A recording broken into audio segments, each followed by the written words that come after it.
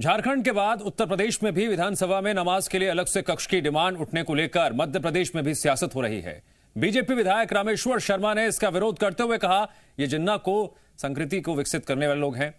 झारखंड के बाद यूपी में डिमांड हुई है, इसको नहीं रोका गया तो पूरे देश में एक नई बगावत की शुरुआत होगी। उन्होंने आगे कहा, विधानसभा में नमाज कक्ष की क्या जरूरत है, क्या मस्जिद नहीं है? मध्य प्रदेश उत्तर प्रदेश की सरकार में केवल वंदे मातरम, राष्ट्रगान और राष्ट्रगीत गाया जा सकता है।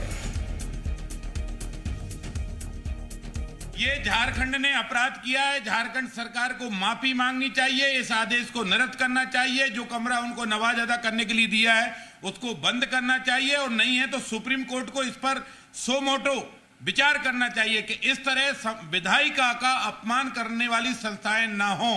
विधायिका का सम्मान करने के लिए है लोकसभा, विधानसभा, राज्यसभा। जी हाँ, यूपी विधानसभा में नमाज के लिए कक्ष पर अब मध्य प्रदेश में सियासत गरमा रही है और इसी को लेकर रिएक्शन सामने आया और बीजेपी विधायक रामेश्वर शर्मा ने आगे आकर कहा, विरोध करते हुए, कि जिन्ना को संस्कृति को विकसित करने वाले लोग हैं। जी मीडिया संवाददाता प्रमोद जुड़ गए हमारे साथ इस खबर पर और अधिक जानकारी के लिए। प्रमोद, यूपी में ये मांग रखी गई है नमाज कक्ष की, लेकिन अब इसका शोर मध्य प्रदेश में भी सुनाई दे रहा है, विरोध किया जा रहा है और खुद बीजेपी विधायक रामेश्वर शर्मा ने इसका विरोध करते हुए इसे जिन्ना की संस्कृति को विकसित करने वाले लोगों करार दिया है जो ऐसी मांग कर रहे हैं। देखिए, बेहद महत्वपूर्ण बात तो ये कही है क्योंकि इसकी शुरुआत झारखंड से हुई है। झारखंड के बाद अब डिमांड यूपी में जब उठी इसको लेकर मांग, तो अब एमपी के ये पूर्व प्रोटेम स्पीकर रामेश्वर शर्मा और विधायक हैं बीजेपी के, उन्होंने कहा है कि इसको इस तरफ देखना होगा, सोचना होगा, नहीं तो एक नई बगावत की शुरुआत हो जाएगी। क्योंकि झारखंड के बाद अब यूपी में मांग उठी है अलग से कक्ष देने की। और बेहद अहम आरोप तो बीजेपी विधायक ने ये लगाए हैं, बात कही है कि जिन्ना की संस्कृति को डेवलप करने वाले लोग हैं और ऐसे लोगों का खेल अब नहीं चलेगा। ये देश का विभाजन करने वाले लोग हैं, अपनी राजनीतिक रोटियां सेकने में जुटे हुए हैं। महत्वपूर्ण बात कही है कि यूपी में योगी की सरकार है, उन्हें कक्ष तो दूर की बात 2 फीट जगह भी नहीं मिलेगी। क्योंकि जनता के चुने जो जनप्रतिनिधि होते हैं वो विधानसभा इसलिए जाते हैं कि जनता की बात करें, वहां पर कानून बनाने की बात करें, जनता के हित की बात करें। लेकिन वहां पर कक्ष की मांग बीजेपी विधायक को नागवारा गुजर रही है। वो इस डिमांड को एक बगावत करार देते हुए कह रहे हैं कि इस तरह की मांग जिन्ना ने जो देश विभाजन का काम किया, देश विरोध का काम किया, वही अब जिन्ना की संस्कृति को ये लोग डेवलप कर रहे हैं और ये कतई नहीं चलेगा। एमपी और यूपी में हमारी सरकार है, यहाँ राष्ट्रगान के गाने वाले व्यक्तियों को जगह है, ऐसी डिमांड करने वालों को जगह नहीं है। देखिए, मध्य प्रदेश में भी अब इसको लेकर सियासी गर्माहट बीजेपी तो मुखर होकर इसका विरोध कर रही है, लेकिन विपक्षी पार्टियों की तरफ से कोई रिएक्शन सामने नहीं आ रहा है। चुप्पी साध रखी है, क्यों आखिरकार? देखिए, देश के दिल मध्य प्रदेश में बीजेपी जो पार्टी है, प्रदेश की सत्ताधारी पार्टी है, उसको तो इस डिमांड पर ऐतराज है। लेकिन विपक्ष या अन्य पार्टियां फिलहाल इस डिमांड को लेकर कुछ भी कहने से बचती नजर आ रही हैं। देखिए, मध्य प्रदेश हालांकि इस तरीके की आज तक डिमांड नहीं उठी है, लेकिन अब गौर करने वाली बात यह होगी कि शुरुआत इसकी झारखंड से हो गई है। झारखंड में जो शुरुआत हुई और फिर इसके बाद डिमांड को माना गया, उस डिमांड को मानने पर बीजेपी विधायक कह रहे हैं कि वहां पर संविधान का अपमान हुआ, ये कतई नहीं होना चाहिए था। और एक और बेहद अहम बात तो ये है कि सत्ताधारी एमपी सरकार के विधायक ने कहा है कि एक नई परिपाटी की शुरुआत हो रही है। यदि इसको नहीं समझा गया, देश ने इस बात को नहीं समझा, तो एक अलग बगावत की शुरू हो जाएगी। और इस बात देखिए देखने भी मिल रहा है, क्योंकि यूपी में अब ये डिमांड की गई है और ऐसे ही फिर कई और नेता भी हैं जो इस तरीके की मांग कर सकते हैं। तो बीजेपी विधायक की मांग यही है कि ऐसे बागी तेवरों को रोका जाना चाहिए। और एमपी और यूपी में बीजेपी की सरकार है। मेरा सीधा सवाल था बीजेपी विधायक से, क्या यूपी में कक्ष दिया जाएगा? तो उन्होंने कहा यूपी में योगी की सरकार है, कक्ष तो दूर की बात है, 2 फीट जगह भी नहीं दी जाएगी। देखिए, सियासी घमासान तो बीजेपी लगातार उन विधायकों पर आरोप लगा रही है और सियासी घमासान देखा जा रहा है। मध्य प्रदेश की तरफ से जो यूपी के जो विधायक हैं जिन्होंने ये डिमांड की है उन पर आरोप लगाते नजर आ रहे हैं। और अब ये मामला देखिए सियासी गर्माहट पैदा कर रहा है, लेकिन बाकी अन्य जो राजनीतिक दल के नेता हैं उनका अभी तक कोई बयान नहीं आया है, वो बस्ती नजर आ रहे हैं और लाजमी भी है क्योंकि अब इस तरीके की डिमांड, देखिए गौर करने वाली दिव्यांश बात तो ये है कि विधानसभा में जो जनप्रतिनिधि पहुंचते हैं वो वहां पर चर्चा करते हैं तो जनता के मुद्दों की चर्चा करते हैं और बेहद महत्वपूर्ण है कानून बनाने पर चर्चा होती है। लेकिन अब देश में कई धार्मिक स्थल हैं, अब मस्जिद भी है, मंदिर भी है, बीजेपी भी इस बात को कह रही है वहाँ नमाज अदा की जा सकती है, वहाँ पूजन अर्चना की जा सकती है।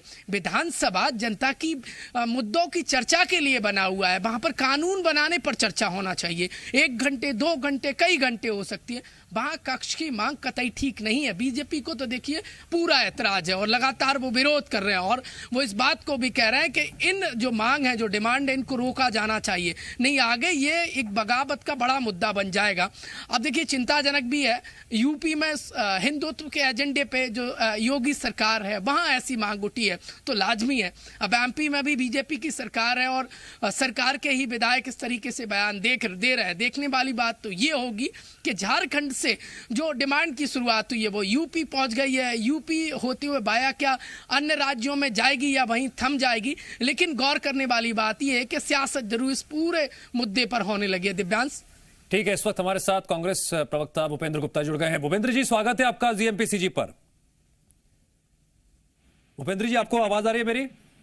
हाँ जी, हाँ जी सर, मेरा सवाल यह है कि पहले झारखंड और फिर उत्तर प्रदेश में विधानसभा में अलग से नमाज कक्ष बनाए जाने की मांग की गई है, आपकी पार्टी का क्या रुख है इस पर?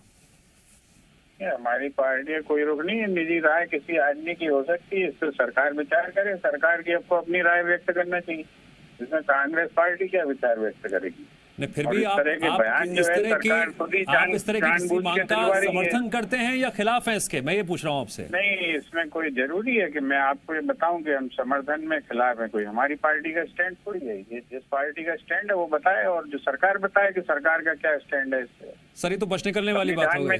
संविधान में जो लिखा हुआ है कांग्रेस पार्टी उसके साथ है बस।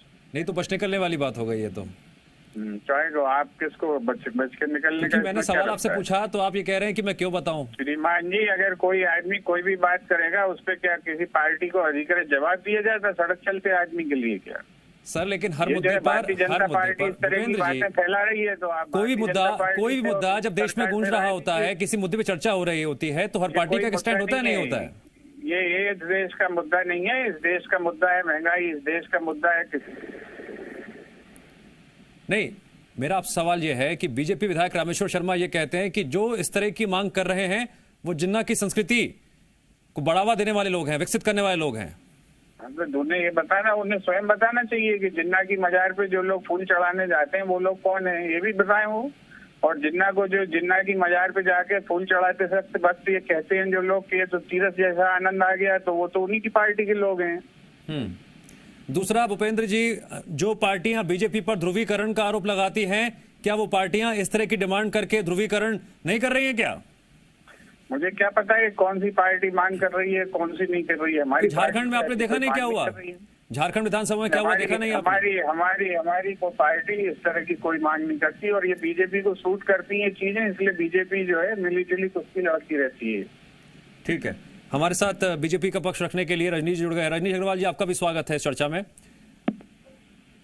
रजनीश जी, यहाँ पर भूपेंद्र गुप्ता जी से मैंने पूछा कि कांग्रेस पार्टी का क्या रुख है, क्या वो समर्थन करती है या इसके खिलाफ है, तो कुछ भी बोलने को तैयार नहीं है।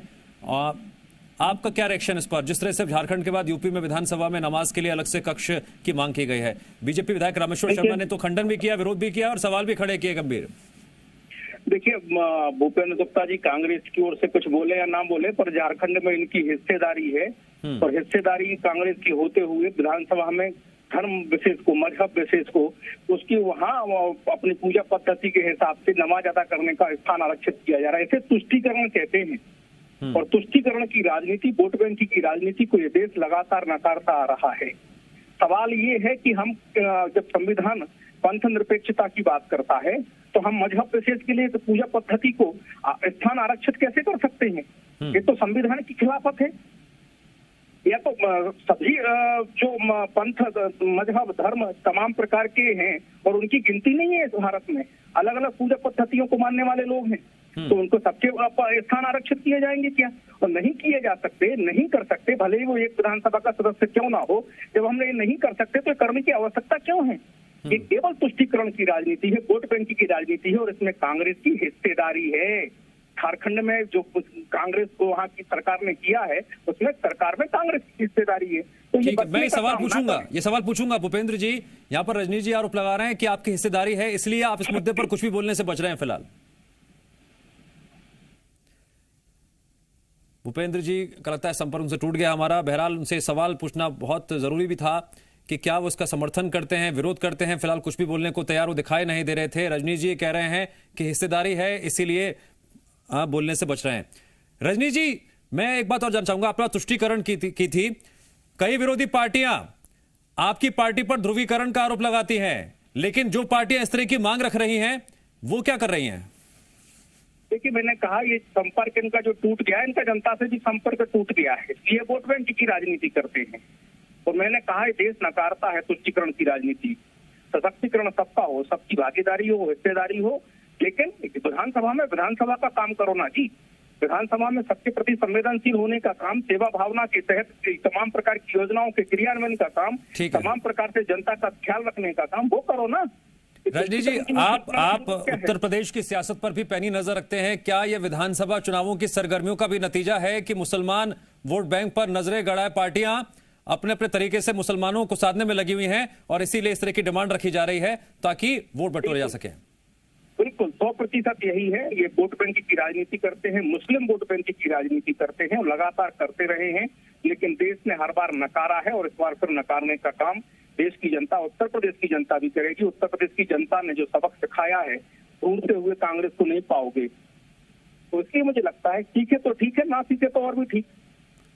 जी रजनीश अग्रवाल जी, एक और अहम सवाल कांग्रेस से मैं बार बार पूछ रहा हूं, समर्थन करते हैं, विरोध करते हैं, चुप्पी साध रखी है। यूपी में भी यह स्थिति है, कोई कुछ बोलने को तैयार नहीं है। लगता है कि आपको सवाल पूछने का कोई कारण नहीं है। जब मैंने कहा कि झारखंड की सरकार में कांग्रेस की हिस्सेदारी है और जब कांग्रेस की हिस्सेदारी है तो उस निर्णय के साथ में है, वरना विरोध करें।